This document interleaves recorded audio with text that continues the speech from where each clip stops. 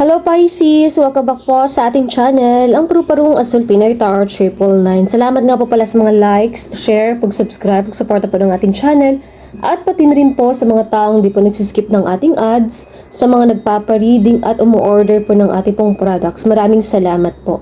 Pisces, this is your 2026 yearly reading. So apparently, I have already shuffled the cards and done pulling 3 cards na nasa harapan mo po. Those are Strength card, pinakauna, at yung nasa gitna naman po ay King of Water, and then the last card is the Ace of Earth. Ayan. So, apparently, the planet Jupiter is still in the sign of Cancer, and it will eventually move to the sign of Leo in the middle of the year. So specifically from June 30 up to July 26, 2027, about a year. Kasi sa isang sign isang taon po 'yan siya. Okay, so if you are watching this according to your rising or ascendant sign, it is probably in your 5th house. So 5th house is the house of children, fun, creativity, even romance.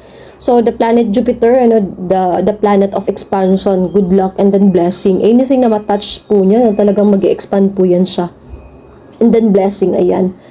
So, if you're watching this according to your rising or ascendant sign, 5th house. Sun sign kasi, wala pa po kasing mga ibang planets, wala pa pong satellites, like moon, even the solar system, walang ganun. Kasi sun sign, kumbaga, nasa other dimension. Unlike sa rising or ascendant sign, basically, yan din yung first house ng tao. Diyan din mahuhulog yung first house. So, may 12 zodiac sign, 12 houses po yan siya. Lahat tayo meron pong ganun. Kumbaga, may mapa. And then also, rising or ascendant sign, it represents the earth. So, already na nagmamanifest na po siya into 3D. Moon sign naman po ay thoughts, feelings, and then emotion.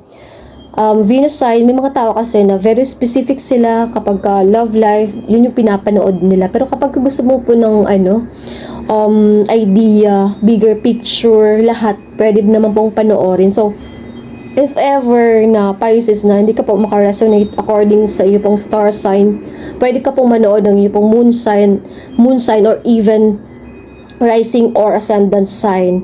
Kumbaga may mapa. Ayan, so Jupiter is 1 year, the sign of Cancer, and then eventually sa Leo naman po yan siya, na mag-move sa 6th house mo. Kapag 6th house, yung bang routines, strict routines, a lot of work, highlight naman po yung sa workplace mo, highlight naman po yung mga co-worker mo. So, mas nag-engage tungkol po sa career. And then Uranus, nasa sign na po ng Gemini since last year. Uranus from 7 to 8 years, minsan kasi nagtatagal sa isa pong sign, depende kung may mga retrograde. Neptune, the planet Neptune from 12 up to 14 years. So, sign po siya ng Aries sa ngayon, pero naka-retrograde pa po yan siya. And eventually, it will move to the sign of Aries kasama po ng Neptune. So, magkakaroon po ng conjunction between these two planets. The planet Neptune and also the planet Saturn. Ayan, in this month of February, magkakaroon po ng conjunction. So, magkakaroon po ng stelliums, yung sign po ng Aries. Magiging jump pack, magiging bombarded po ang Aries. Kasi the last time na naging ganun, Aquarius naman, which is last month lang po yan siya nangyari. Okay, so actually, malaki talaga ang mangyayari sa February, big astrological event yung mangyayari. Pinakauna na po dyan is Chinese New Year, tapos the same day New Moon, and then annular solar eclipse din po yan siya. And then the next kasi na magkakaroon po ng lunar eclipse, that will be on March 3, 2026. Kasi the last time na nagkaroon po ng lunar eclipse in the sign of Virgo, that was September 2025. So, magiging 6 months na po yan siya. Ganun yung katagal ang isa pong lunar eclipse. And then also blood moon din kasi ang nangyari. The last time kasi na yun yung reading ko, about siya sa eclipse and then blood moon. Sa sign po ng Pisces and Virgo, malakas po talagang bagyo. Na na-topic ko yan siya last year. Malakas yung sa bagyo, yung sa tubig, bigla-bigla na lang tumataas, yung sa mga ilog, sa dagat. Malakas po talagang bagyo. And then, Earth naman po, Earth sign, yung Virgo, that is possible yung sa mga sinkhole. And then yung earthquake, 'di ba? Mas malakas ho talaga yung nakaraang nung last year. And then possible na volcanic eruption. Pero depende pa rin po yan siya, no? Kasi siguro sa ibang bansa, pero hindi pa rin po nawawala yung posibilidad sa mismong bansa ho natin, yung vulkan. And then the last one naman po ay magsa-start po ng Ramadan ang ating pong mga kapatid pong Muslim. Kung magpapakita po ang buwan sa araw pong yan, magsa-start na po sila ng kanila pong Ramadan. So, laki talagang impact, apektado ho talaga, may malaki pong pangyayari sa February. And astrologically speaking, magsa-start pa lang po yung taon. 'Di ba? March and April, bagong season. So, pwede pang ihabol ang ating pong New Year's resolution dyan. Pwede pa pong ihabol ang ating pong mga day 1 na alkansya dyan. Opo. Ayan. So, astrologically speaking, magsa-start pa lang po yung taon. Okay, so Saturn in Aries, beginning of a major astrological transit that asks you to take your goals, your direction, your dreams more seriously. Saturn in Aries 2026 is a call to grow with intention, get grounded in reality, and build something meaningful that can stand the test of time. Becoming more serious and becoming more disciplined. The last time kasi na nagkaroon po ng Saturn in the sign of Aries, that was long time ago already, 1996, 1998. So specifically from April 6, 1996 up to June 8, 1998. So sa mga tao pong pinanganak between those date na binigay ko po, magkakaroon po ng Saturn return this time. Ayan, so naikot ng Saturn, lahat ng zodiac sign. So ngayon naman po sa sign siya ng Aries. Kapag magsa-Saturn return ang tao, magkakaroon po siya ng isa sa pinaka malaking lesson ng buhay po niya. Nagsa-start po ang Saturn return ng tao 27 years old, 28 years old, minsan naman po yung iba 29, 30. Kung napapansin mo, 'di ba, kapag nag-30, 31, 32 ang isang tao, 'di ba nagbabago yung aura, 'di ba? Iba na mag-isip, malayo sa dati, yung usual na kilala mo, and then yung bang mas matured na siya. Kasi nangyari lang, bago lang sa kanya yung Saturn return. Kumbaga, kung may mga bagay na ginagawa tayo na palihim, pasikreto, or even illegal, nako naman. Kapag Saturn, the planet of discipline, the planet of karma, yes, and pagiging seryoso din po yan siya. So, big lesson sa mga ganun taon na pinanganak. Okay? Neptune in Aries invites you to step into a new vision, new dream, and leaving things behind like fantasies, illusions, or even deception. You are being asked to take action on your dreams, being called to hit the gas, hitting the gas. Moving forward, a lot of progress, a lot of movement. You will also want to prioritize doing healing inner work. Kasi yung planet Neptune, spirituality din po yan siya. So ito, isa kasi sa mga big event, this year yung pag-change din ng sign ng Jupiter. Jupiter in the sign of Leo signifies expanded identity, creativity, and leadership, bringing generosity, warmth, and desire for recognition. A time when themes of self-expression, leadership, creativity, and the inner spirit identity are emphasized for everyone, encouraging bold, visionary action and desire to live authentically. This transit amplifies themes of abundance and joy, but requires balancing confidence with humility. So since you are a water sign, Pisces, this year you will experience deep emotional growth, focus on spirituality, and nurturing relationship. Ayan. So, 5th house kasi, Jupiter in the sign of... Kasi 5th house, Jupiter in the sign of Cancer. So, ang highlight, from last year kasi nag-change yung sa Cancer. Ang highlight sa'yo yung sa romance, sa creativity, entertainment, pleasure, or even children na sila naman po yung highlight sa ngayon. So, siguro magiging proud mom, ganun, stage mom, or maligalig yung mga bata, ganun. Pwede rin naman po siyang ganun. And then pagka nag-change na po siya ng sign into 6th house, so magiging mas stricto sa schedule, sa routines. Highlight naman po yung sa workplace, yung sa trabaho. Yung sa Saturn in Aries nga pala, no? Yan yung mas magiging disiplinado, mas magiging stricto tayo. May kailangan tapyasin sa ating pong freedom and even comfort. Ito, example lang siya. No? Kung liba, ginagawa natin ang trabaho natin, ang mga gawain natin from Monday to Friday. Kapag ka ito, dumating na yung Saturn, sign of Aries, from Monday to Saturday. O di kaya naman po yung iba sa inyo, from Monday to Sunday. So, sakripisyo, kumbaga. At saka kung limbawa, lagi ko kayo kumakain sa labas, lagi ko kayong nalabas, na may mga binibili, shopping. Pero kapag ka ito dumating na siya, mas magiging masinop sa pera, mas lalo pa pong magtitipid, at saka mas magiging control pa po doon for bigger rewards later on or long-term success. Balik tayo sa reading mo, Pisces. Kailangan ko siyang ikat, yung video pa natin kasi may kailangan lang po akong tignan sa baba.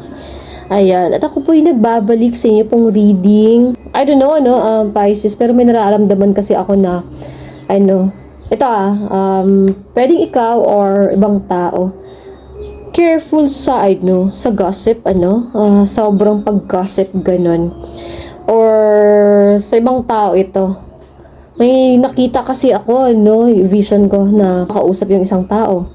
I don't know, exchanging of information ba, kamustahan ba, I don't know. Parang okay naman, masaya naman siya, okay, oo.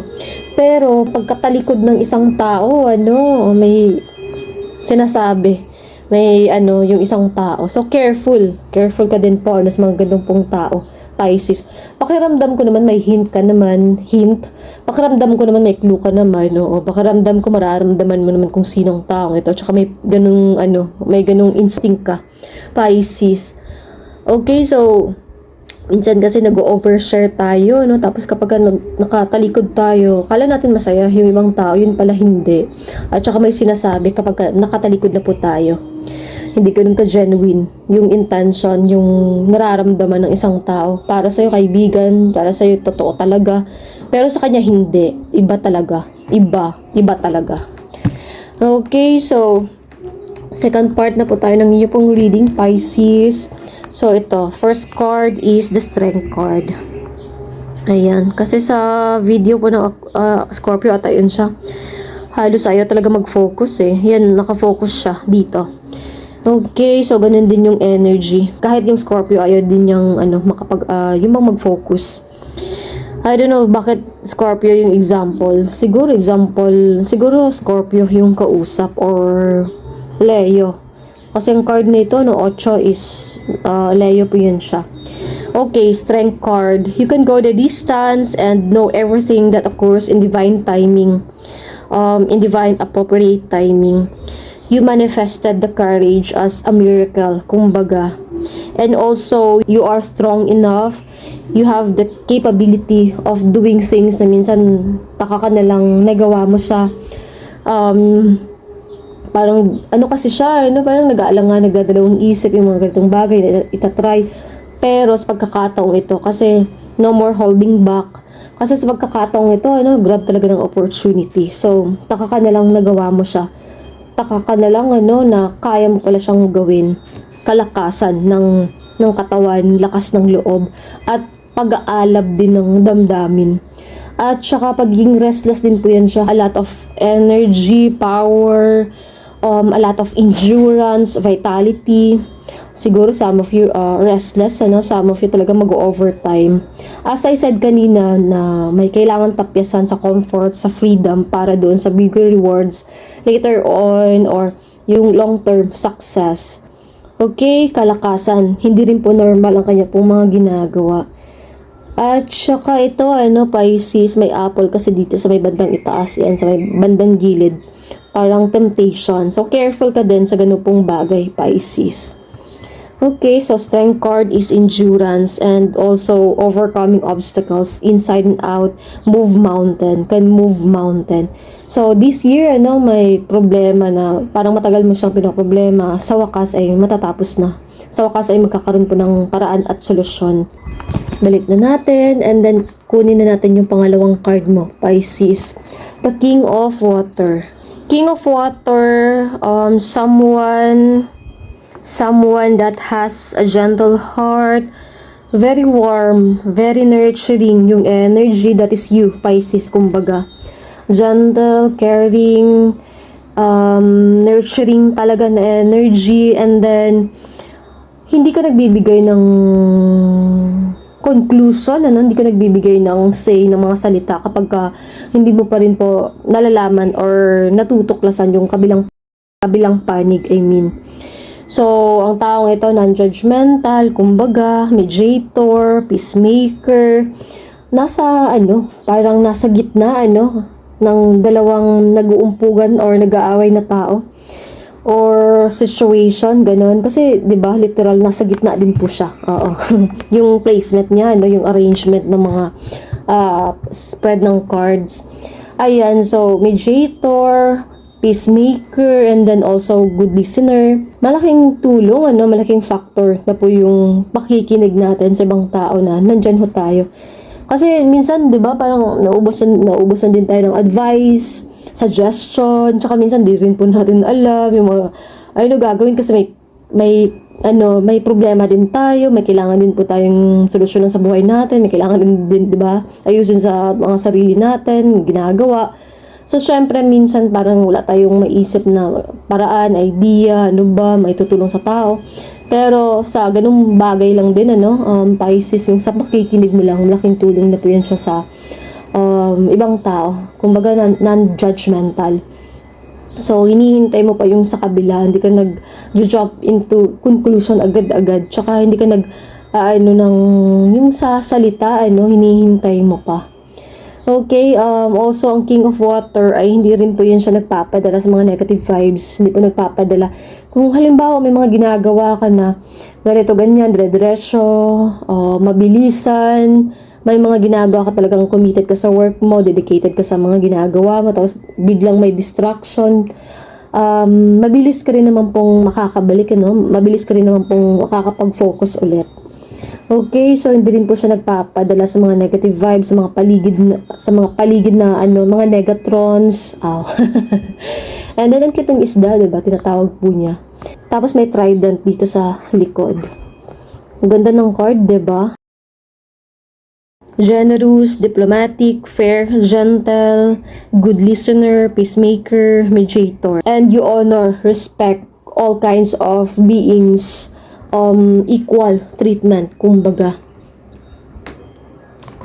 Okay, the last card, the Ace of Earth. Kapag ka-Ace kasi, bagong simula. Tapos Earth, Pentacle po yan siya. So, bagong simula sa stability, sa security, finances. I can feel dito, na parang some of you, increase in your income. And then some of you may multiple sources of income, unlimited cash flow of money, pagtaas, pag-increase ng pera, stability, security, ganun, bagong simula. At saka ang Ace of Earth, prosperity in its purest form, concrete results in physical world, abundance made manifest. So, nagma-manifest po yan siya. And then, kapag ka-stag, yung animal totem, yan yung spirituality, awakening, enlightenment, balanse, kumbaga, balanse sa mga material na bagay, at sa pang-spiritual, ganon. Okay? So, kung halimbawa kayang i-provide yung mga bagay-bagay, yung mga material things, mga possession, finances. So, kailangan din po ay ibalanse ang tungkol ho sa spiritual. 'Di ba? Kapag nakukuha natin yung mga bagay-bagay, parang first time natin ma-afford, first time natin na magkaroon ng mga ganung bagay, nakakalimutan natin yung ganung parte ng buhay ho natin. At minsan parang hindi ho tayo nasisiyahan. Yun pala, kailangan lang din natin i-work out yung ganung parte ng buhay ho natin. Okay, so practicing a lot of prayer, meditation, manifestation, connecting yourself with the higher power, connecting the heart to the Creator, naka-align yung sa sarili, naka-align yung sa sarili, ano? Pagmamahal sa sarili, pagmamahal sa Diyos, pagmamahal sa ibang tao. Okay, ang ganda talaga ng card na ito, Ace of Earth, bagong simula. I can feel dito, may mga bagong adventure, bago pa matapos ang taong ito. Kasi next year, nako, mas magiging hectic yung schedule, mas magiging busy pa po. Sa ngayon, may mga times na magkakaroon ka pa ng panahon sa mga ibang bagay, ibang hobbies or errand mo. Enjoy lang din, 5th house din kasi, randomly, pero isa din siya sa 5th house. Yun yung gamble, loto, opo, sugal. Possible, mas nag-engage ka sa mga ganung bagay, susugal, tataya, pupunta sa casino, pwedeng ganun, yung mga creativity, entertainment, fun, activities, hobbies, okay?